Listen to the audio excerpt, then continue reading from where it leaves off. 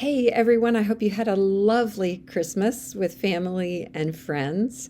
And I hope you've had some time to find your garden spot and to sit quietly with the Lord.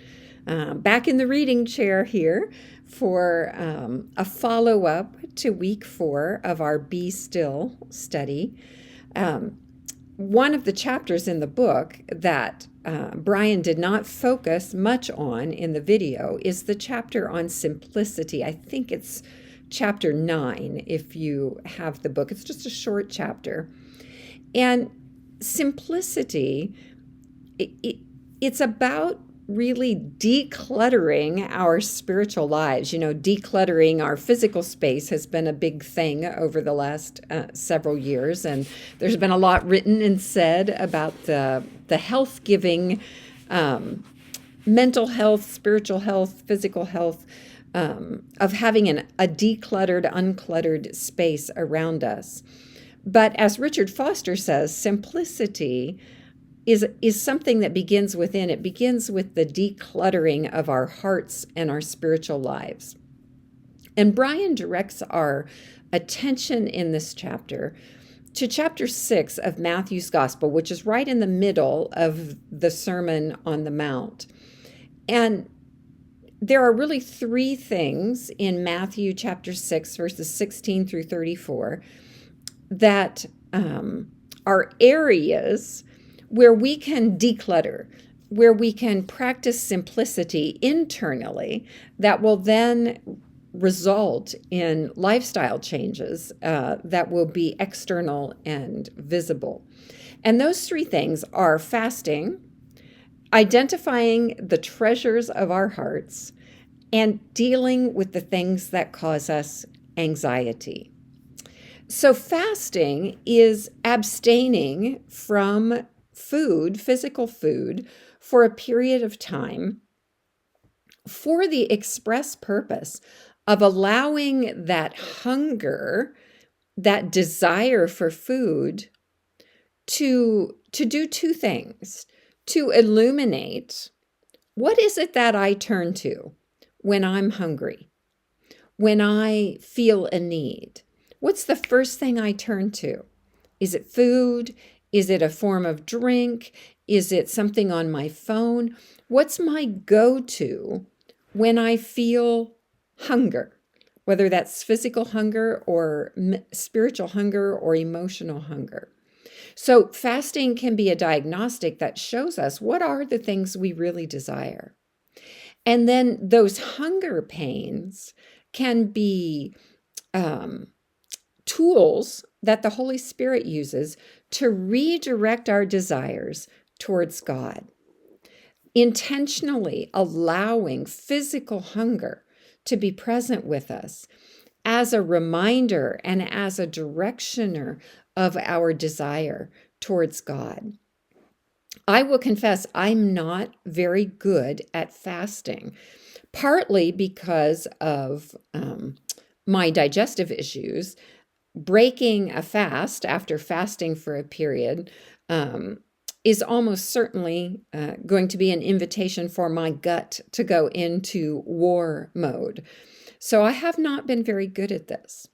But I'm getting ready to take a trip as I'm recording this. And I realized something today as I was thinking about that. Often when I'm traveling, I don't eat, simply because I'm afraid of the consequences. I never know when food is going to become the enemy.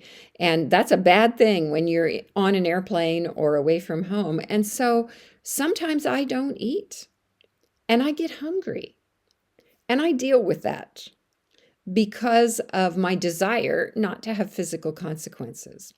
So this time, as I'm traveling and as I'm dealing with the hunger, the physical hunger, I am committed to letting those hunger pangs be directioners, be reminders to set my heart on God.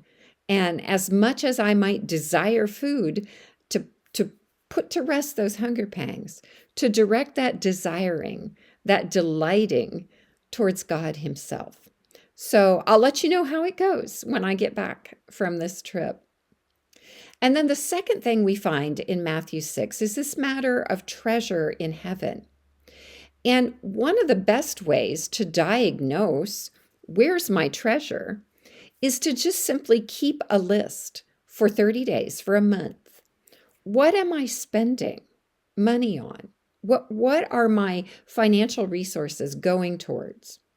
What am I spending time on? When I have a choice about how to spend my time, particularly my free time, what do I give it to? And what is my energy going to? Those of us who are at this stage of our life's journey, we have pretty limited resources of energy.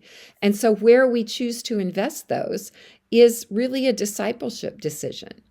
So I encourage you for the next 30 days, maybe the first month of the year, to keep track of your spending of time, particularly your free time that you have choice about. And then what do you invest your energy in? And it's a completely non-judgmental activity. It's just simply logging so that at the end of that month, you can go back and evaluate. Where is your treasure according to this list that you have just kept? And then the third thing we find in Matthew 6 is the matter of worry or anxiety. And again, make a list. Identify what are the things that are keeping me awake at night? What are the things that cause my stomach to clench or that produce a tension headache? List them, name them, and then explore ways that you can turn those things, those very real things, into prayer. And that will rob them of their capacity to cause you anxiety. And it will also bring you into the presence of God with those things. And where better to be with the things that cause us anxiety than in the presence of the great I Am, the one who is our strong tower, our refuge, our defender, and our friend. So fasting, treasures in heaven, and the things that cause us worry. I encourage you to spend some reflective time with the Spirit around these three areas. God bless you.